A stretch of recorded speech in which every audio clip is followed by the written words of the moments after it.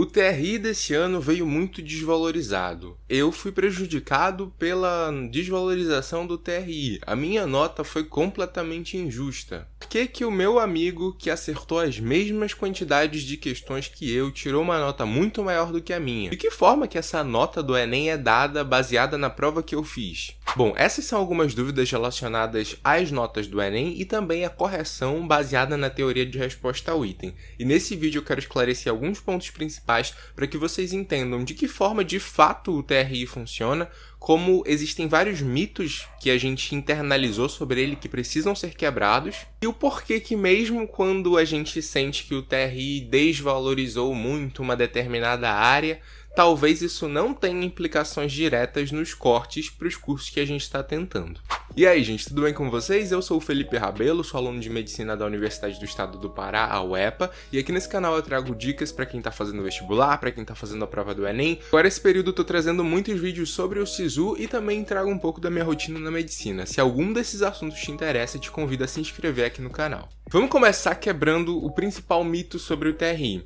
Gente, eu percebo que muitos alunos acham que o TRI funciona quase como uma tabelinha de notas. Então, por exemplo, se você acertou 30 questões em matemática, independente de qualquer coisa, independente do ano que você estiver fazendo a prova do Enem, você vai tirar entre 790 e 815 pontos. Ponto. Se você acertou 40 questões em humanas, você vai tirar de 750 a 775. E não é assim que funciona. É por isso que de um ano para o outro fica essa coisa. Por exemplo, ano passado, matemática. A nota TRI ela teve uma variação X, de nota mínima até nota máxima. Eu já vou dar uma explicada melhor sobre isso.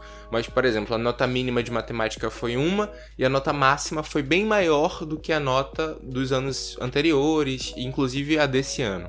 Qual eram as notícias? Nossa, o TRI de matemática valorizou muito, agora você consegue tirar muitos pontos acertando uma quantidade X de questões em matemática. Aí quando saiu a nota desse ano, que absurdo, eu acertei 36 questões em matemática e tirei uma nota ridícula, se fosse no ano passado eu tinha tirado X. Exatamente, se fosse no ano passado. Esse ano o parâmetro é outro.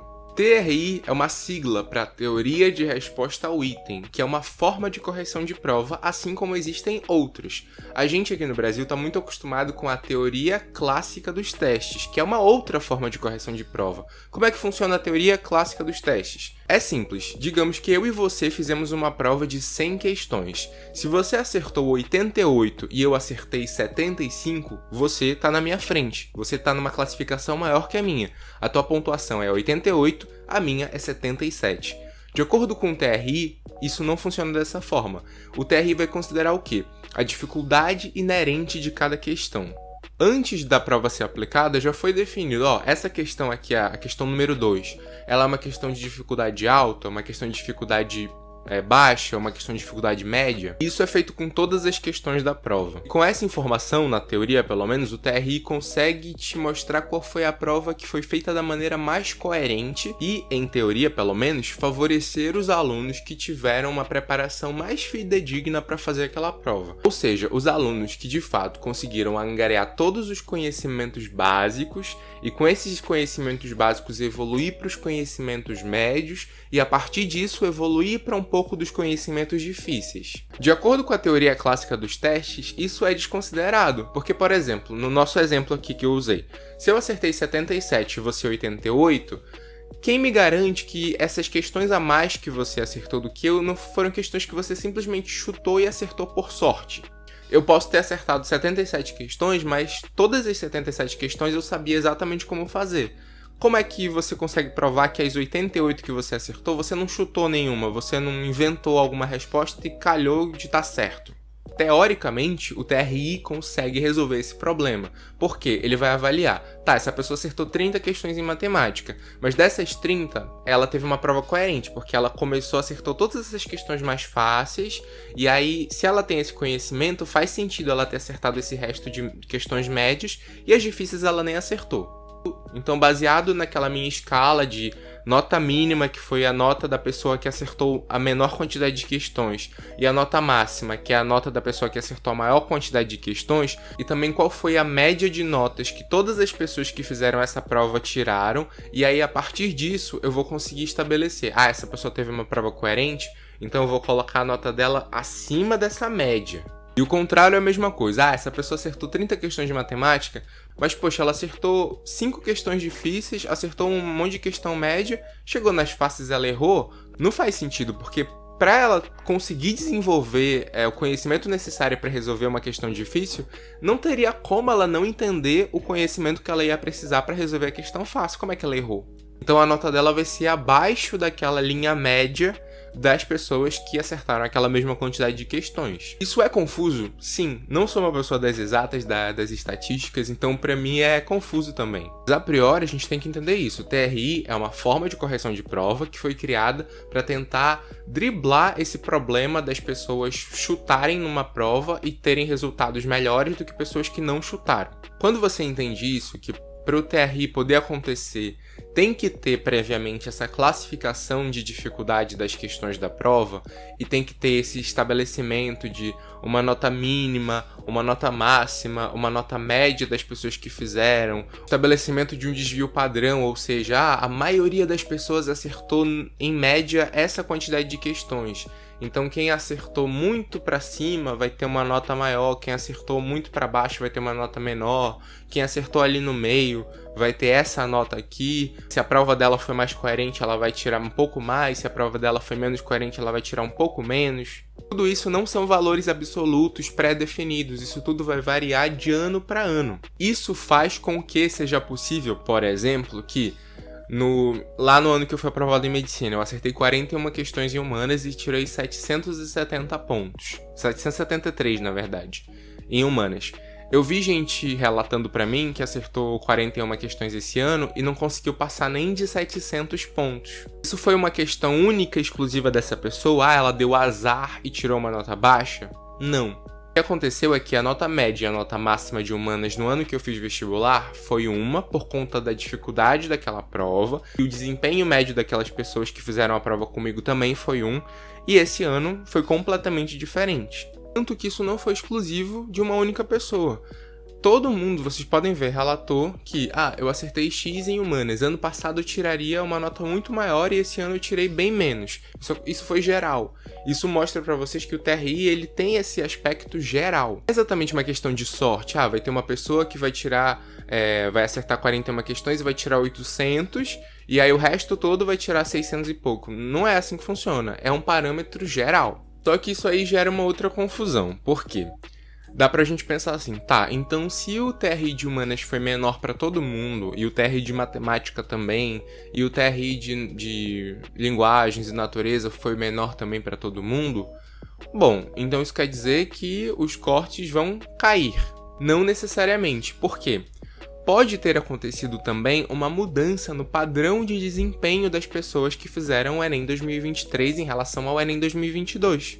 Por exemplo, quando eu passei no vestibular para medicina, eu acertei 144 questões, tirei 920 na redação, minha nota TRI, a minha média, ficou de 782,64. Esse ano eu vi muita gente que acertou também 144 questões, que tirou até mais na redação, tirou 960 na redação, que acabou ficando com uma média de 750, 760. Daí isso poderia fazer a gente pensar, então quer dizer que para passar em medicina eu preciso de 144 questões, 150 questões que seja, 155. Se eu acertei essa quantidade, independente da nota que eu tirar, eu vou conseguir passar. Porque, por exemplo, se eu tirei uma nota menor do que eu tiraria, mas provavelmente o corte vai baixar. Não é assim que funciona também. Pode ter tido uma mudança de desempenho.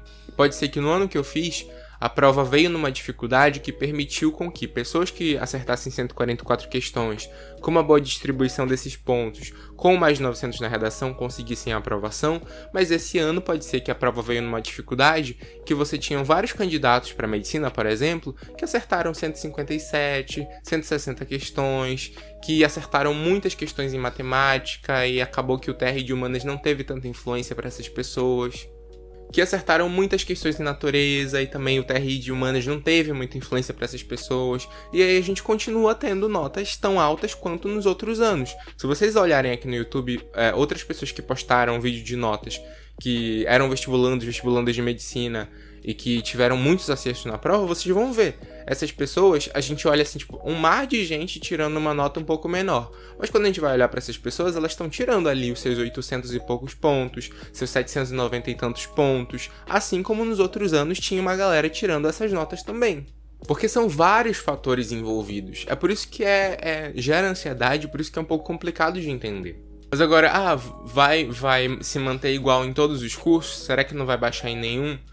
Não necessariamente também. É possível que baixe sim essa nota em alguns cursos. Quais cursos? Aqueles que geralmente os candidatos têm esse foco maior nas ciências humanas, que tem peso maior em ciências humanas, porque se a nota veio menor para todo mundo, vai ter uma influência maior naquele grupo de candidatos específico.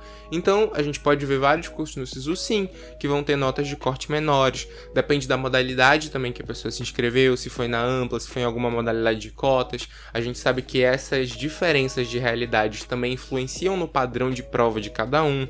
Pode ser que esse grupo tenha tido uma prova muito similar em distribuição de acertos para humanas, para matemática, e um outro grupo não, já foi uma outra distribuição, tipo uma galera que acertou mais em matemática e humanas outra coisa. São realmente muitas variáveis que vão interferir no corte, que não são somente as mudanças do TRI. E, gente, por conta disso, qual é a mensagem final desse vídeo? O que a gente tem que aprender de uma vez por todas? E isso vindo de uma pessoa que já fez muitos anos de vestibular e mesmo depois que passou no vestibular, ficou acompanhando esse processo. A gente deveria começar a naturalizar a ideia de pegar a nota do Enem e entender que naquele momento, no geral, ela não significa nada.